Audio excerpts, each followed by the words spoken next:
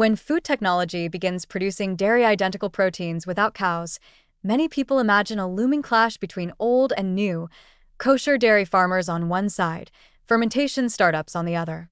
But the reality is often much more complex, and in many ways, much more hopeful. Economic transitions in the Jewish community have never been simple replacements. They tend to become layered ecosystems where traditional livelihoods, innovative industries, and communal institutions reshape one another, each offering strengths the other lacks. The result is rarely collapse, but rather adaptation, continuity, and opportunity. If we start with kosher dairy farmers, it is important to say honestly that they form a backbone of the kosher food world.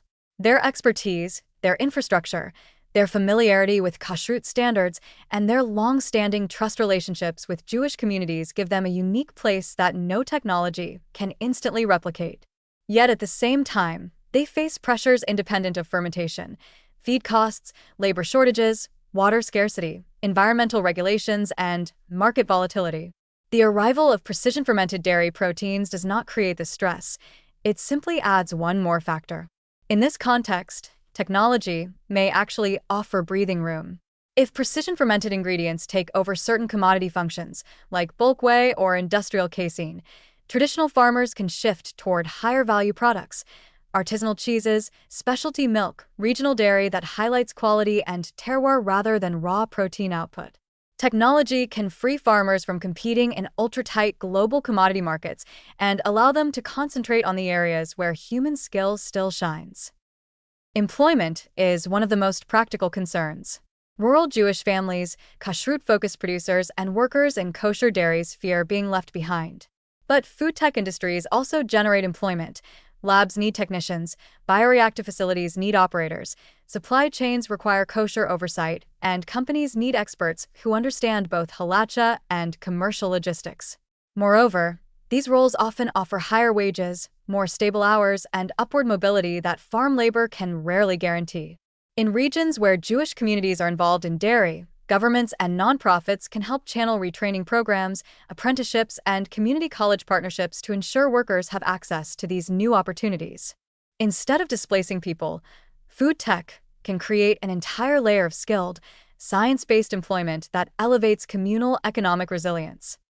There is also the dimension of communal charity. Jewish charity systems, from small-town tzedakah funds to large family foundations, often step in when industries change. But technology can reduce the need for emergency support. Precision fermentation promises more stable prices, fewer supply chain shocks, and less dependence on global market swings. When dairy substitutes or hybrid dairy products become cheaper and more consistent, kosher institutions benefit directly. Schools, yeshivo, food pantries, hospitals, and elder care centers all gain flexibility in their budgets. These savings ripple outward. A school's food program may be able to divert funds toward scholarships. A soup kitchen may expand capacity. Families facing tight grocery budgets find relief. This stabilizing effect can decrease the load on communal tzedakah systems, allowing charitable funds to focus on long-term poverty reduction rather than emergency food assistance. Food security is perhaps the most underrated part of the conversation. The kosher market is relatively small, which means it is vulnerable when supply disruptions hit. A drought affecting dairy herds in one region, or a disease outbreak in another, can quickly tighten kosher dairy availability and raise prices. Precision fermentation provides a parallel supply chain, one that is immune to drought, seasonality, or animal illness. This redundancy is extraordinarily positive for communal resilience. It means that kosher consumers, schools, camps, and synagogues have alternative pathways to secure reliable, kosher-certified protein sources, even when traditional dairy fluctuates. In many ways, fermentation technology can become the backup generator of communal food security, stabilizing availability without supplanting traditional dairy altogether. From a communal planning perspective, rabbis, nonprofit leaders, and economic strategists have an opportunity to guide this transition proactively. Traditional farmers can be supported through cooperative marketing, agritourism, dairy education programs, and partnerships with kosher food tech companies. Imagine a model where dairy farmers supply cultured cells or provide agricultural byproducts used in fermentation media, or where fermentation companies rely on regional Jewish farms for renewable feedstocks. These hybrid models are already emerging in mainstream agriculture, and the Jewish world can adapt them creatively. Kosher agencies also play a surprisingly positive economic role. As they engage deeply with new technology, they become bridges between startups and traditional producers, ensuring both find their place in the evolving market. Kosher certification becomes not only a religious service, but an economic catalyst, helping new companies access consumers, guiding old businesses into modern practices, and protecting workers across the supply chain through transparent standards. All of this points to a larger truth. Jewish communal economics has always thrived through adaptation. The shifts from shechita-based town markets to industrial kosher meat, from home-based bread baking to commercial matzah factories, from regional farmers to global kosher supply chains, all of these transitions changed employment patterns and communal structures.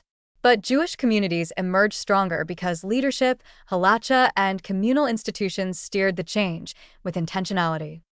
Precision fermentation fits into this same lineage. It brings challenges, yes, but also opens space for creativity, partnership, and future-oriented thinking. Kosher dairy farmers may not become obsolete. They may evolve into producers of specialty goods. Food tech startups may not undermine tradition.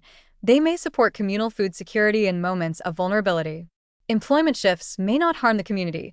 They may broaden access to scientific and technical professions. In the end, the economic and communal ramifications of this transformation can be not a struggle between two worlds, but a collaboration between them.